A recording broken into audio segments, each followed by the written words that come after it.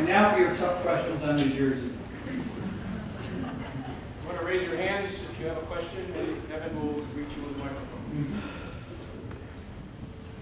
Can we start with the students first, please? Thank you. Say it. Everybody here. Okay.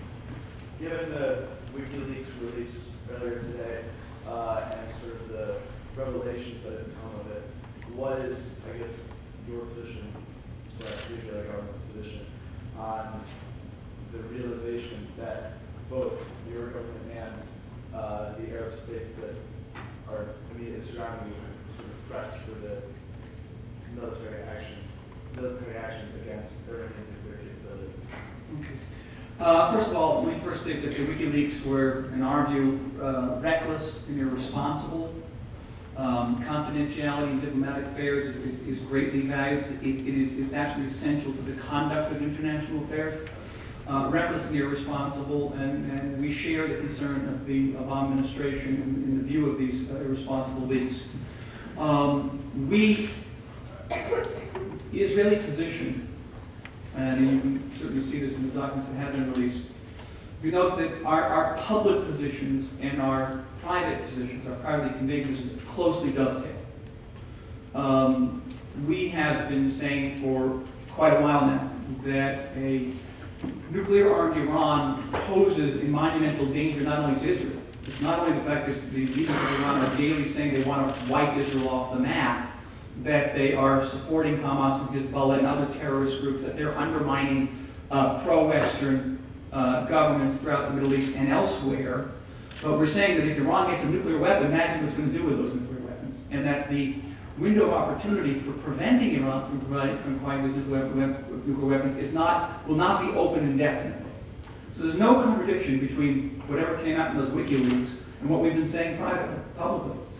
Some of the Arab leaders have been quoted with more strident pronunciations, and I imagine that causes some difficulty and embarrassment for them.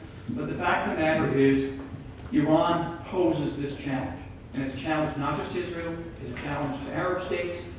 It's actually, in a certain way, it provides a unique opportunity for the peace process, because this is the first time in 62 years that most of the Arab world views another state in the Middle East, and not Israel, as their primary adversary and danger. And it's a threat also to the world. One of the disclosures talks about the Iranian missile program, which is more further advanced than widely reported. We have been talking about the advances in the Iranian missile program. Their missiles can hit anywhere in the Middle East. We believe they can hit places in Europe as well. And within a decade, they could be able to reach quite further, perhaps across the ocean to this country.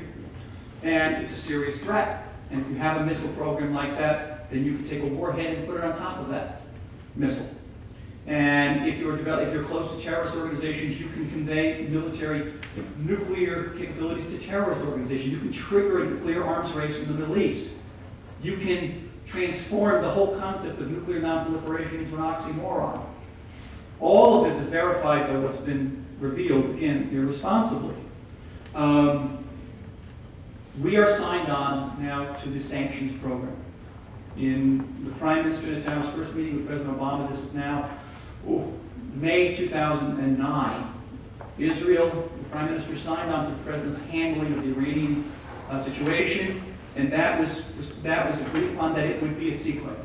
Sequence beginning with outreach and engagement. If that failed, sanctions. If that failed, reassessment. And the United States has adhered to that very strongly, and we continue to support President Obama's handling of this issue. But we know the window, again, is not open indefinitely, and the position of the United States and the position of Israel is that all options remain on the table. And we hope that that the Iranians will be made to know that, but they'll understand that that is a credible policy. It's very important for us. Ambassador, before the 1967 and 73 wars, Israeli prime ministers hesitated, or at least wanted to know what the American view should be about attacking. You think the United States has legitimate strategic restraints it should impose on Israel prior to Israeli action against Iran? That's a tough question. Let's ask questions again. We are in as close as possible communication with the United States on the Iranian issue. And we are not talking about attacking anyone. The United States is not talking about attacking anyone now. Right now, we are keenly focused on the sanctions. And we have seen that the sanctions have had a bite. Many people in Israel, not just in Israel, were skeptical about sanctions. We were skeptical whether the Chinese would come on board, whether the Russians would come on board. And the Chinese have cooperated to a surprising degree. The Russians, the Europeans have been quite outstanding even in their cooperation with the sanctions. And we've seen that they've begun to bite. The Iranian leadership has begun to squirm under the impact of the sanctions. The Iranian economy is beginning coming into a tailspin. But we have not seen that the sanctions have affected change in Iran's nuclear policy, which is, at the end of the day, the objective of these sanctions. And that is why we continue to be in close cooperation, close communication with American officials, as with officials of like-minded nations, the P5 plus one, about ways in which we can further try to prevent the Iranians from acquiring nuclear military capabilities. Keep in mind that America's position is not only that all options remain on the table, but President Obama has said that he is determined to prevent Iran from acquiring nuclear weapons. It's a very, very strong position. And we appreciate that decision.